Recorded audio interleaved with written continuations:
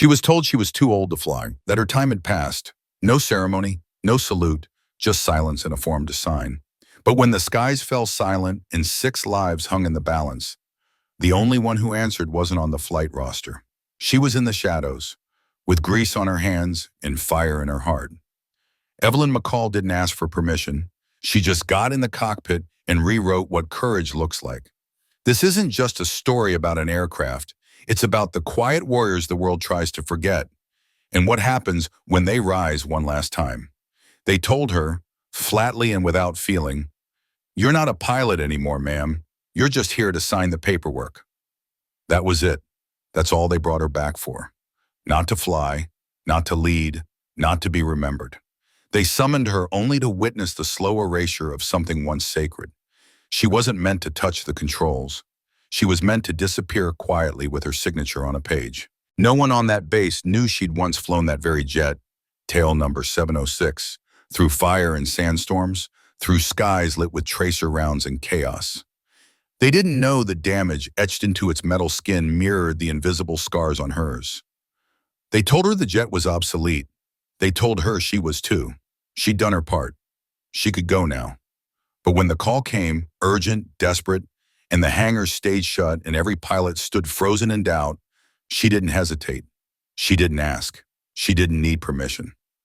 Evelyn McCall walked straight across the tarmac like a ghost pulled back into the world, climbed into the old A-10 they had left to rust, and brought it roaring back to life. Its engines shrieked against the wind, defiant and alive, the sound piercing through the desert silence like a war cry. And in that moment, the careers, reputations, and certainties of an entire generation were on the edge of being burned to ash. Evelyn McCall used to be the kind of pilot people wrote field manuals about. She could coax a warthog back from the brink, on one engine, half a wing, and bleeding hydraulics. And more than once she had. She didn't shout or posture. She didn't need to. Her call sign alone brought quiet to busy airwaves when everything else fell apart. She remembered Kandahar more vividly than she wanted to. A brutal storm, no visibility. Her left engine hit, oil gushing, flares malfunctioning. They should have gone down. She manually cranked the flaps by hand and coasted in on whatever was left in the tank. In the back, medics sat strapped in, clueless to how close they'd come to dying. Evelyn never told them. She just stepped off the ramp with oil on her boots and nodded once to the ground chief. Mission done, but time doesn't stop, and neither does war. Eventually, it forgets even its most loyal servants. Her last assignment ended not with ceremony, but a stack of transfer papers and a smile from a commanding officer young enough to be her son. They blamed budgets, realignment, efficiency. What they meant was, we don't need you anymore. They didn't say she was too old, but the silence was louder than words.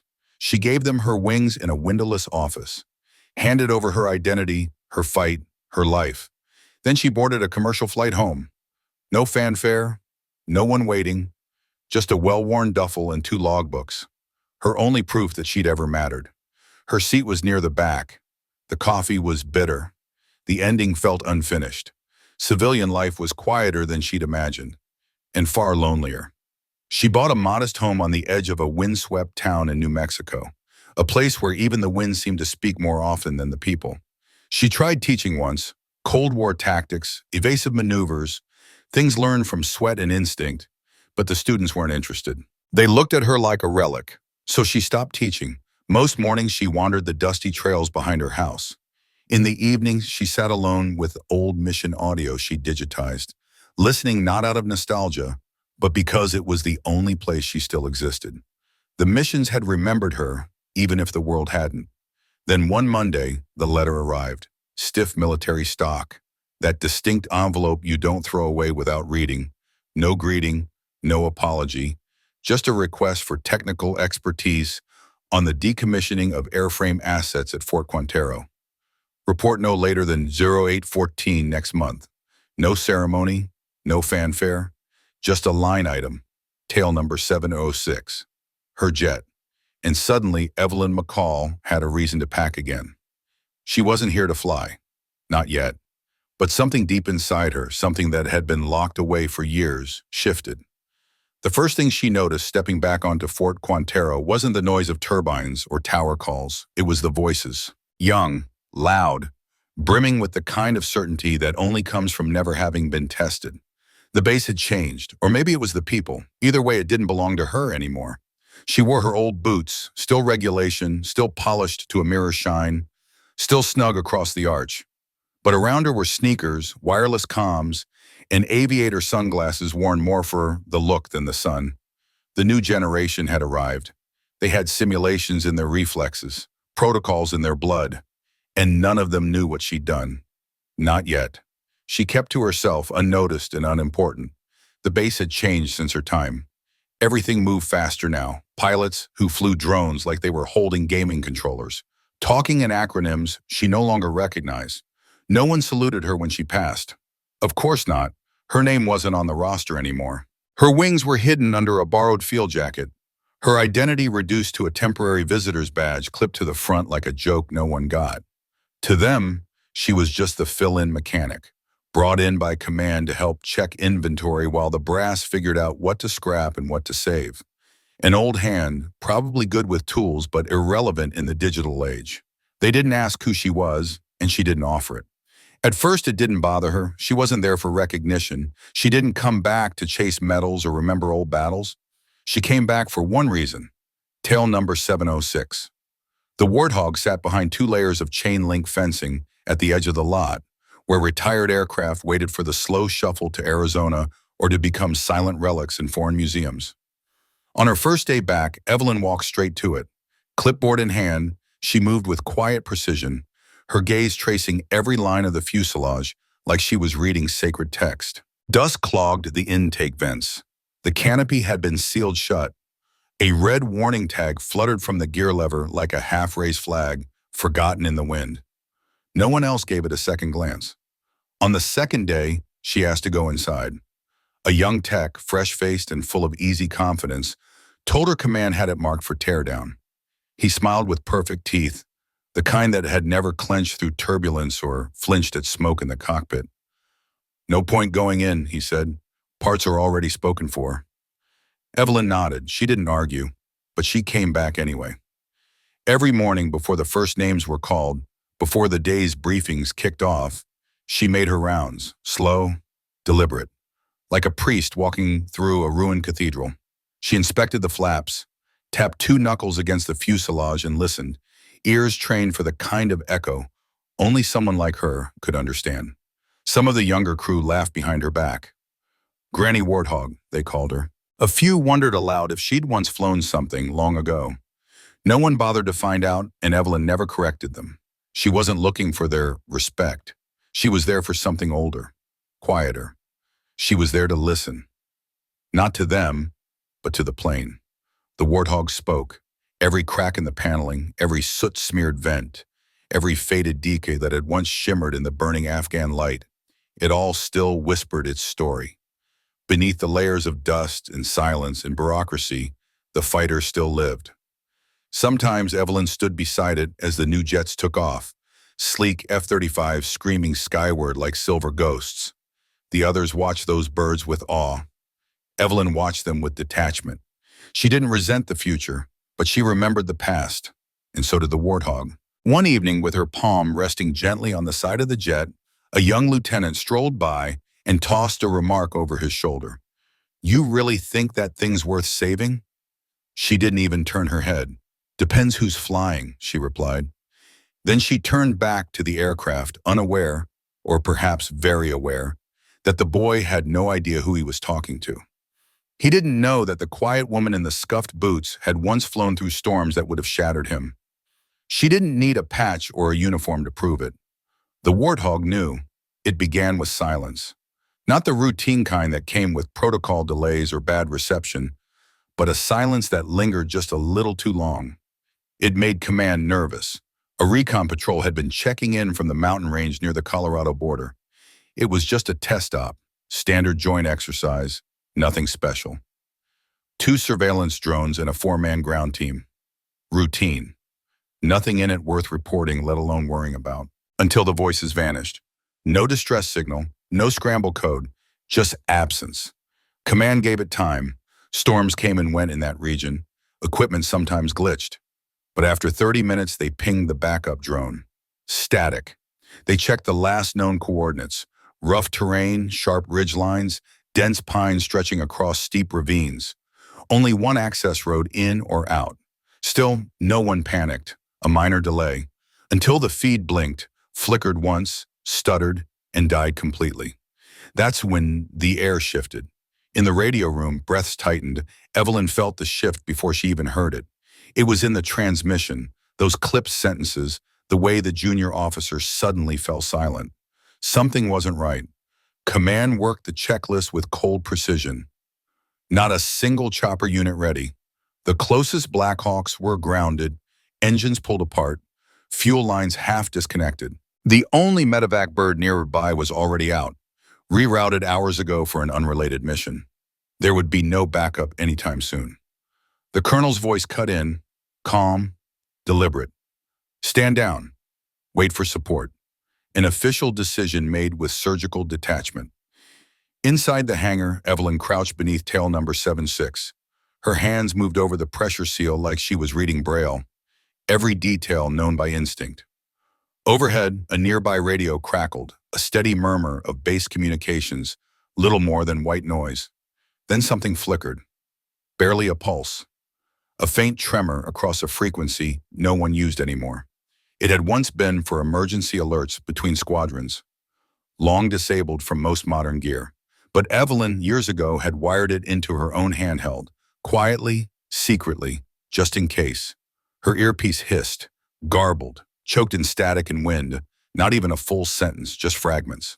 Oh, hostile, 2 down, no visual, and then again, clearer. Pinned, no cover. Anyone? Then silence. She didn't gasp. She didn't panic. Instead, her heart beat with that strange clarity known only to those who've stood between life and death too many times to count. Her eyes scanned the flight line. Not a single plane prepping, not one pilot moving. The tower windows reflected the amber sun like empty eyes across a sleeping airfield. No one else had heard it, but she had. She didn't shout, didn't call anyone. She didn't need permission. She just stood up, calm, steady, and turned toward the warthog. Because she knew deep in her bones that someone out there was alive, hurt, and waiting for help that would never come unless she brought it herself. No paperwork, no protocol, no command approval, just steps, one after the other. The sun was already dipping behind the western hills, stretching shadows long across the cracked tarmac. Most crews had wandered off to chow or were still glued to monitors, eyes dull from waiting. The base had sunk into that quiet lull that came just before dusk, when heat still shimmered off the concrete, but the energy had drained from everything. No one had gone home, but no one was moving either. Then Evelyn emerged from the side of the hangar. Her boots struck the pavement with a rhythm that was measured and unshakable. Her jacket flared in the breeze, revealing a worn flight suit beneath, faded, creased, but still a perfect fit. It had been years. Still, it hugged her like memory. To most, she was just the older tech lady, quiet, competent, forgettable, probably heading back to maintenance. Maybe her bunk. No one paid much attention, until someone in the tower caught sight of her silhouette, walking alone toward the fence line of the boneyard. Who is that?" A voice crackled across internal comms. Silence. No one replied. By then, Evelyn had already reached the gate. The lock was basic, rusted, forgotten. A standard pad, the kind used for 1,000 unimportant doors, but Evelyn pulled a key from her pocket. Not base issued, not even registered. One she wasn't supposed to have. One no one had asked about in years. She'd kept it anyway, just in case. The shank turned, the lock popped. It was as if it had been waiting just for her. She approached tail number 706, not like someone on borrowed time, but like a soldier returning to a promise. Her hand brushed the fuselage as if greeting an old friend. Calm, grounded, no hesitation. The ladder creaked under her boots as she climbed, slow and steady. She didn't glance back, didn't check if anyone saw. It didn't matter. She opened the canopy and slid into the cockpit with the ease of muscle memory. A quiet grace settled over her, like a pianist sitting down before a long-forgotten piece. Her movements were exact, efficient. Switches flipped, dials turned. Her heels rested gently on the rudder pedals. It was like 2007 again, like the briefing had just ended and the mission was about to begin. At first, the cockpit sat in solemn silence, a sacred, heavy stillness that only sleeping machines carry. Then a sound, low and rough, the groan of something ancient waking up. The fuel pump clattered on. Warning lights blinked like fireflies across the console. 706 was coming alive again. And so was she. System by system, the old beast stirred, slow, stubborn, defiant, like a worn-out warhorse that still remembers the rhythm of battle. The A-10's engines choked once, coughed again, then caught with a low growl that crescendoed into a full-throated scream. It wasn't just mechanical noise. It was a resurrection, a sound drenched in memory and purpose. Outside, chaos cracked the routine. A dropped wrench clanged to the concrete. A siren tore through the morning calm. Radio chatter burst to life in the tower, unknown power-up on pad 6. Who authorized a spin-up? That bird's grounded. Shut it down now, immediately. But none of that reached Evelyn.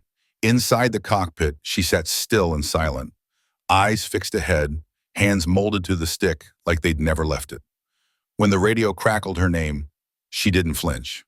When a Jeep screeched onto the tarmac, she didn't even glance down. She toggled the flaps, eased the throttle forward, and watched the air ahead ripple with rising heat. For the first time in years, Evelyn felt like she wasn't floating through life, but moving with it, held not by altitude, but by purpose. The A-10 wasn't just responding to her touch. It was rising to a call no one else had the spine to answer. By the time anyone realized what was happening, she was already airborne. The wheels lifted from the blackened tarmac like something holy, like a ghost shaking off its chains. No call sign, no clearance, no comms. Just steel, fire, and a woman flying for something more than orders. The Warthog shuddered as it climbed, its age and neglect screaming through every bolt and bearing. One engine hiccuped at full throttle.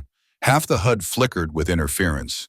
But Evelyn didn't care. She didn't need clean systems. She needed instinct. Beyond the Colorado border, the sky was dark, not from clouds, but from smoke. Thin, bitter trails snaked over the mountain ridges, painting a warning across the sky. The garbled coordinates from that earlier distress signal looped in her thoughts like a mantra. She didn't need satellite visuals. She could feel where they were. Below her, the terrain rushed by, jagged ridgelines, razor-thin canyons, landscapes that even the bravest pilots avoided. But Evelyn had flown worse, through wars, without maps, with only seconds to choose between survival and flame. She dropped low, so low the trees blurred beneath her belly. The A-10 skimmed the land like a hawk tracing its prey. Its shadow slid over the valley like a silent promise. Then she saw it. Smoke, crumpled metal, movement. A recon vehicle flipped on its side, flames licking up the rock wall behind it.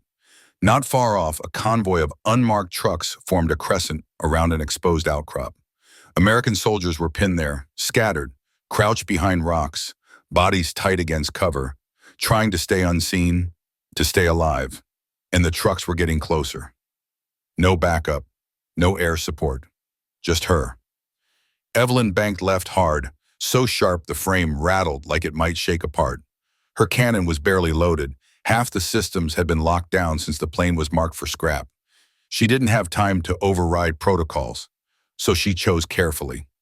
Her first target, a pickup rigged as a technical, machine gun mounted, barrel aimed straight at the soldier's position. She squeezed the trigger.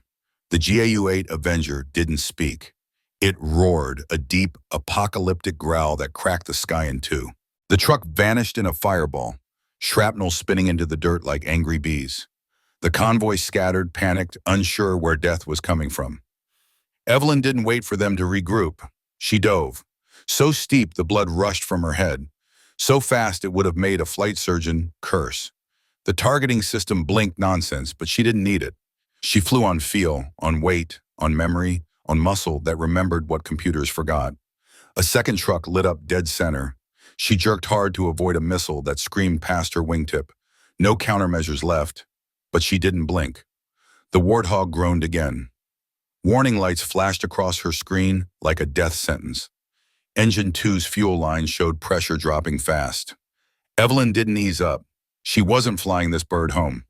She looped once more, dropped low over the ridgeline, and let loose a short burst to force back advancing infantry. She dove so close to the ground she rattled the helmets of the men below. One of them looked up, not with fear, but with disbelief, with hope. A voice crackled through the field mic, stunned and shaking. "Who the hell is flying that?" Evelyn didn't wait for an answer. The only response she needed was the shriek of her warthog banking hard for one final pass, tracing a wide arc above the battlefield.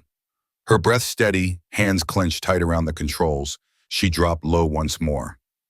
Another flash lit up the dusk.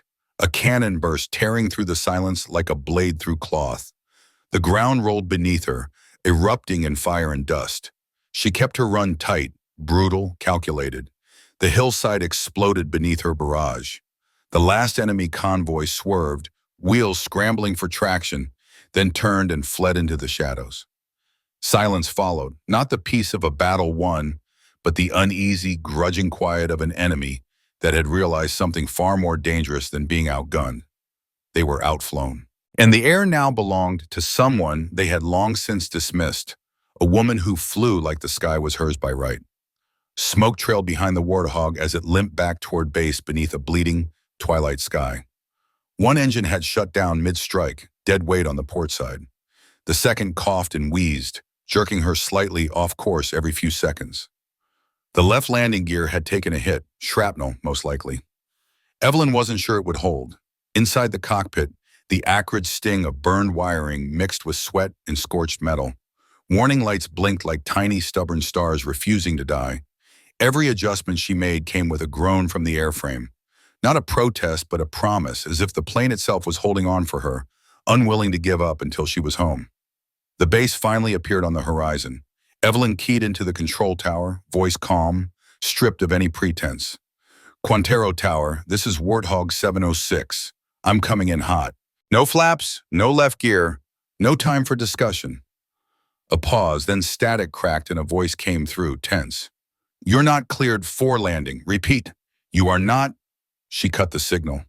The tower went into chaos. Alarms blared. Ground crews sprinted. Commanders huddled over screens as if radar itself had betrayed them. Mechanics froze mid-task.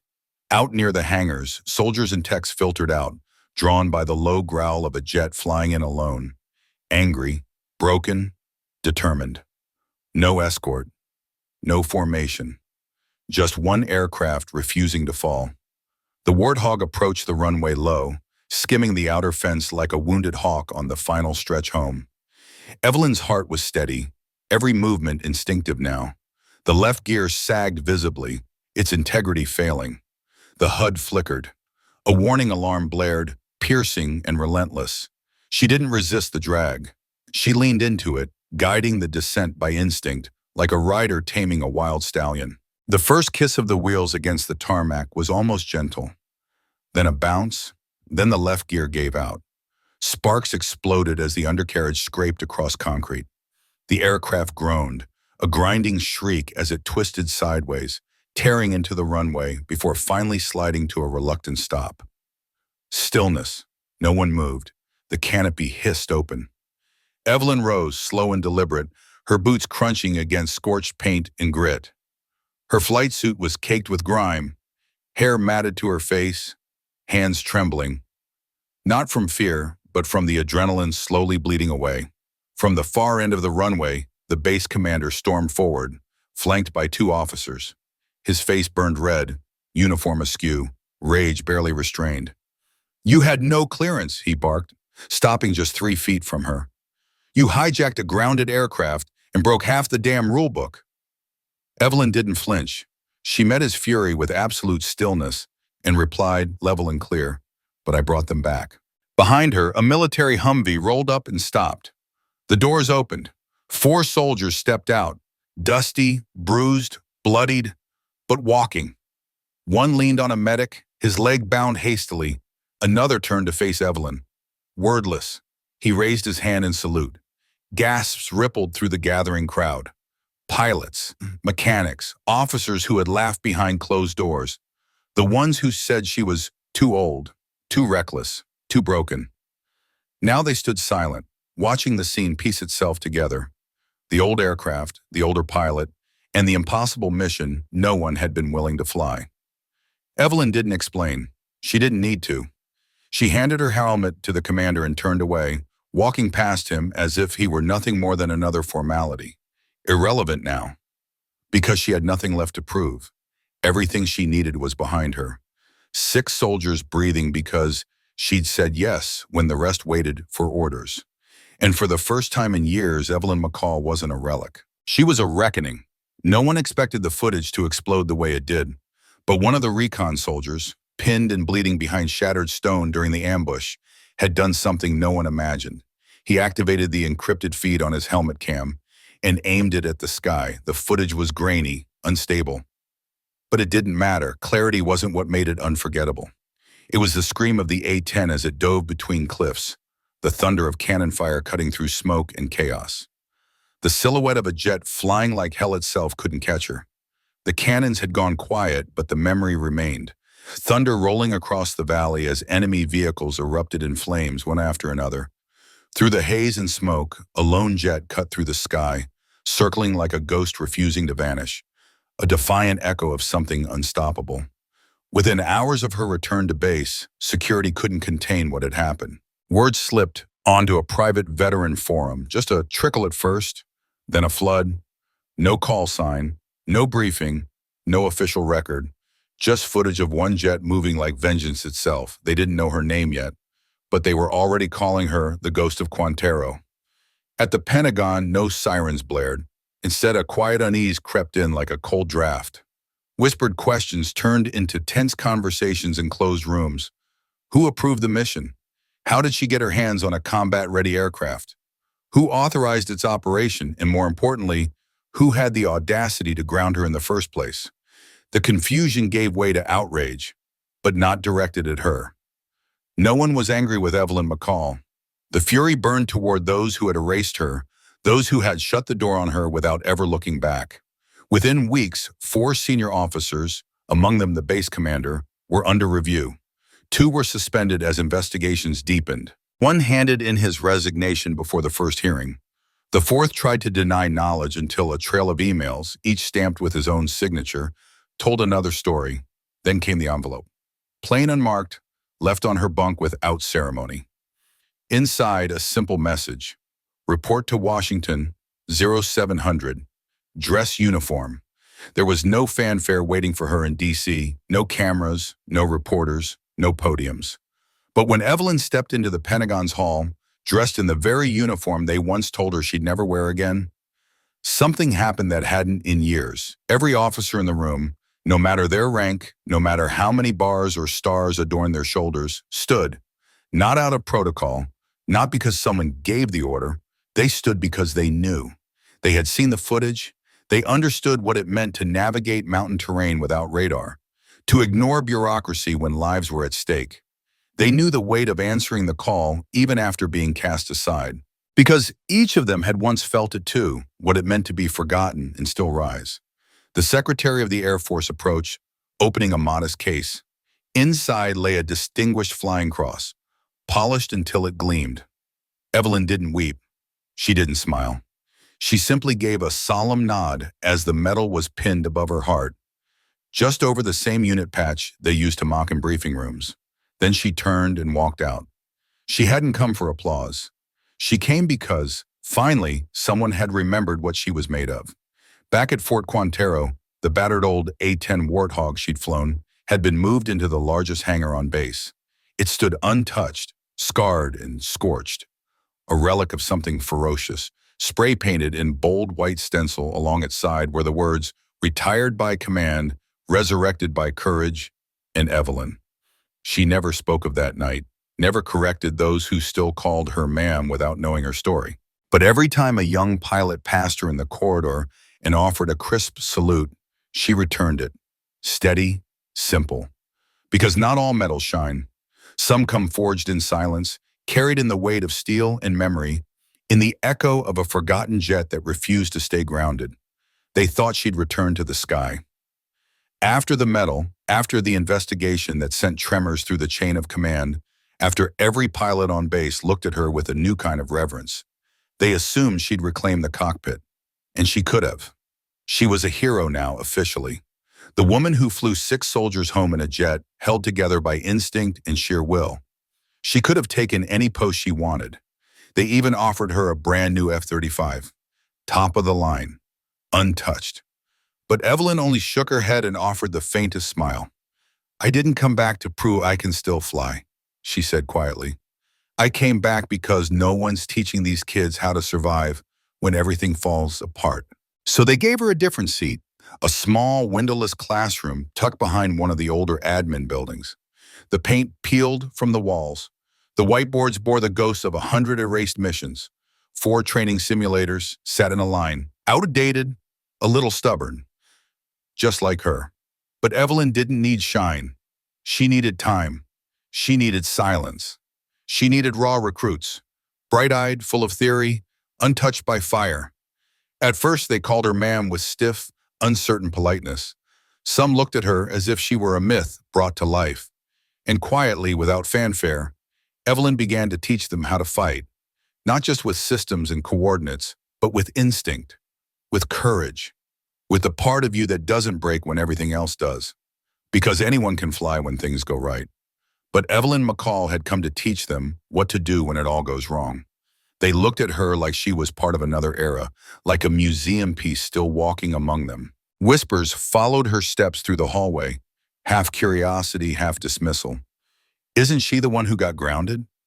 She heard every word, every murmur behind her back. But she didn't flinch, didn't explain, didn't correct a single voice. She didn't have to. She walked straight to the simulator, typed in the terrain of a narrow mountain canyon, and with a voice like steel wrapped in calm said, "This is the canyon I flew through. 1 engine down, no radar. You're going in. If you make it out, you stay." Then she stepped aside. Not one of them made it out on day 1. But something started to shift. Every time a student panicked, every time the screen glitched or someone shouted in frustration, "I lost the target! I'm out of control!" A voice cut clean through the chaos. Her voice, "Drop altitude. Let the airframe tilt. Don't fight it. Guide, don't force. Not yet. Don't fire. They want your back turned. Hold your line. If no one else is answering, be the one who does." At first, they called her Echo as a joke, quiet snickers, a name whispered with a smirk. But little by little, it became something more. Echo, because when everything went quiet, when tech failed, when the mission spun into freefall, she was still the one who answered. Echo, the voice that steadied hands and cleared the noise, the one who stayed. Near the end of the training cycle, a young cadet, all nerves and humility, asked her softly, "Miss McCall, do you ever regret not going back up there?" She paused, glanced at the frozen image of the jet mid-dive on the simulator screen, then smiled. "I never left the sky," she said. "I just changed seats." That night, Hangar 6 stood hushed in the dark. Most of the base was already asleep. Outside, the wind drifted slowly across the tarmac, like it too was unwinding from a long watch. Overhead, lights hummed quietly, flickering against the deep blue stillness of the air. And beneath 2 aging fluorescent bulbs stood the Warthog. Tail number 706. They had never repainted her. No one dared. Her scars were untouched. Cracked panels, scorched streaks along the wings, bent rivets on the undercarriage. Each mark told a story. A history forged in fire. A metal memorial standing stubbornly against time. And there she was, Evelyn McCall. Not in uniform, just worn boots, a gray jacket, and her old mission cap, the one she used to wear back when no one questioned if she belonged in the sky. Her hand touched the side of the jet, fingers resting gently on the cool metal as if checking for breath, for memory, for heartbeat. The words were still there, stenciled boldly in white across the wing, retired by command, resurrected by courage. She hadn't written it, But someone had, someone who understood. Evelyn smiled, not with triumph, but with something quieter, something deeper. She leaned her forehead gently against the fuselage, closed her eyes, and whispered, "You weren't done."